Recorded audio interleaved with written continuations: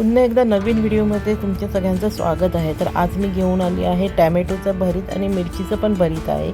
Same आपल्याला सगळं लागणार आहे। तर इथे आपण घेतलेले आहे तसे टॅमॅटो, मसाला घेतलेला आहे, हळद आहे, धना जिरा पावडर। तर सुरुवात करूयात आपण करायला। तर एका भांड्यामध्ये तुम्ही तेल घ्या, कांदा घ्यायचा। इथे मी 2-3 कांदे घेतले होते, बारीक चिरायचे आणि ते चांगले तेलावर परतवून घ्यायचे आहेत। म्हणजे आपले खरपूस चांगले होतात ना, कलर येतो तसं।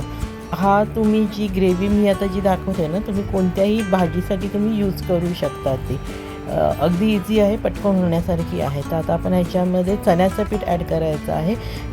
2-1 चमचे चण्याचं पीठ घेतलेलं आहे आणि ते पण कांद्याबरोबरच चांगलं असं परतवून घ्यायचं आहे, म्हणजे आपलं ते पोटाला बाधणार नाही त्याच्यासाठी। मग आपण हळद, हिंग, मसाला, धना जिरा पावडर त्याच्यामध्ये ॲड करूया आणि ते एकत्र सगळं भाजून घ्यायचं आहे। कारण चण्याचं पीठ आहे त्याच्यामुळे ते चांगलं भाजून घ्या, अर्धं कच्चं ठेवू नका। ते हिंग, मीठ आणि आपलं खामकर मसाला मी घेतलेला आहे, A1चा जो असतो तो।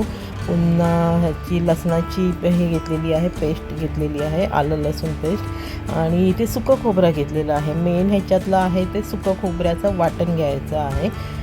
इथे मी 1 वाटी घेतलेलं होतं त्याचं वाटण, त्याच्याने टेस्ट प्रॉपर लागते, मस्त होतं ते।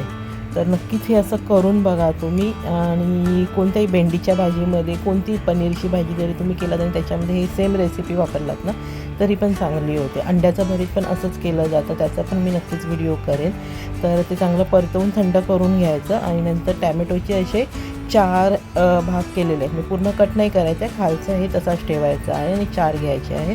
इथे मी कमी तिखटवाल्या ज्या मिरच्या असतात ना, त्या घेतलेल्या आहेत। तर त्या 2-3च घेतलेल्या, जास्त घेतल्या नव्हत्या। मेन मला टॅमॅटोचं करायचं होतं साईट, म्हणून एक मी तुम्हाला दाखवण्यासाठी ते दाखवणार आहे, मिरचीचं हे।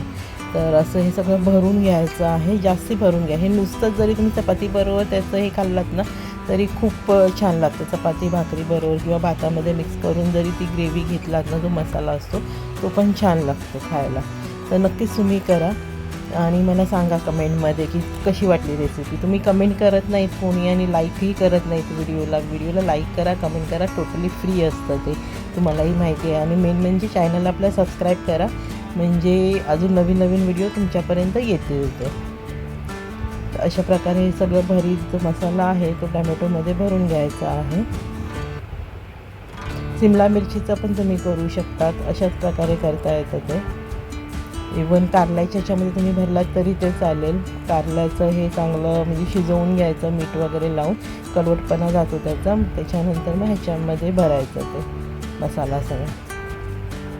अशा प्रकारे मी सगळे टॅमॅटो भरून घेते आणि नंतर मिरची पण भरून घ्यायची आणि मग तेलामध्ये आपल्याला ते फ्राय करायचे आहेत। फ्राय म्हणजे टोटल भजी फ्राय करतो तसं नाही आहे, मी तुम्हाला दाखवते ते कसं करतात ते, त्याप्रमाणे करा। ह्या चॅनलवर असेच नवीन नवीन व्हिडिओ येतच असतात, तर नक्की सबस्क्राईब करा। आणि सेम असं श्वेतूश डायरी म्हणून पण एक हे आहे, चॅनल आहे आपलं, त्याच्यामध्ये ट्रॅव्हलचे सगळे, म्हणजे मी कुठे फिरायला जाते काय असं त्याचे सगळे व्हिडिओ केले जातात। तर आता मी तुम्हाला मिरचीचं दाखवते, मिरचीमध्ये भरते हे का टॅमॅटोची झाले आहेत माझे भरून। तर आता आपण मिरचीमध्ये हे करूया, मी वरचं जे देठ असतं ते कट करायचं आणि मधून कट करायची, किंवा वरणात जरी कट केला आणि त्याच्यात भरलात तरी तर चालून जातं। तर आता आपण मिरचीमध्ये मी मधून पण कट केली आणि वरनं पण हे केली। असं जर तुम्हाला डेकोरेशन म्हणून वरती लावायचं असेल तर तुम्ही लावू शकता। ह्याच्यामध्ये आता आपण ते सगळं मसाला जो केलेला आहे तो त्याच्यामध्ये भरूयात आणि मग सगळं एकत्र करून आपण तेलामध्ये तळायला ठेवूया। तर नीट दाबून असा भरा, म्हणजे तो बाहेर येणार नाही, कारण खाताना पण तो छान लागतो मग। तर नक्कीच ही रेसिपी करून बघा आणि मला कमेंटमध्ये सांगा की कशी वाटली तुम्हाला खायला। का कोणी ऑलरेडी वेगळ्या प्रकारचं करतं तर तेही सांगा मला, म्हणजे मी पण तसंच ट्राय करून बघेन।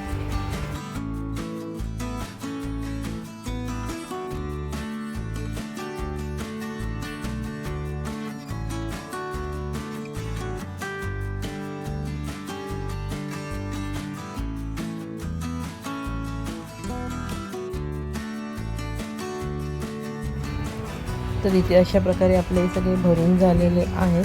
इथे मी तुम्हाला दाखवण्यासाठी एक एक करून दाखवते कसं भरलेलं आहे। भरपूर भरा, कारण ते थोडं आपण शॅलो फ्राय करतो ना, त्यावेळेला थोडा त्यातला मसाला बाहेर येतो। आणि थोडा मसाला ठेवून द्यायचा आहे, सगळाच यूज करायचा नाही आहे हे करायला. तर आपल्याला ते पुन्हा एका भांड्यामध्ये आपण घेऊ ना, त्याच्यामध्ये कांदा आणि तो मसाला एकत्र करून परतून घ्यायचा. आणि नंतर हे बघा, मी जे तुम्हाला सांगते ते आहे कांदा आणि तो जो मसाला केलेला आहे तो, आणि जे आपण मसाल्यासाठी भांडं वापरलेलं तेच वापरलं तरी चालेल. त्याच्यामध्ये थोडासा कांदा घ्यायचा, तो परतवायचा, त्याच्यामध्ये तो मसाला घ्यायचा, तो पण त्याच्यामध्ये थोडासा परतवून घ्यायचा. कारण ऑलरेडी झालेला आहे तो आपला, शिजलेला आहे, पण तरी पण तुम्ही परतवू शकता. म्हणजे ती ग्रेव्ही चांगली लागते खायला त्याच्यासाठी. फक्त टॅमॅटोचं भरीत म्हणजे तेवढं स्टफ केलेलं टॅमॅटो खाण्यापेक्षा ती ग्रेव्ही पण छान लागते.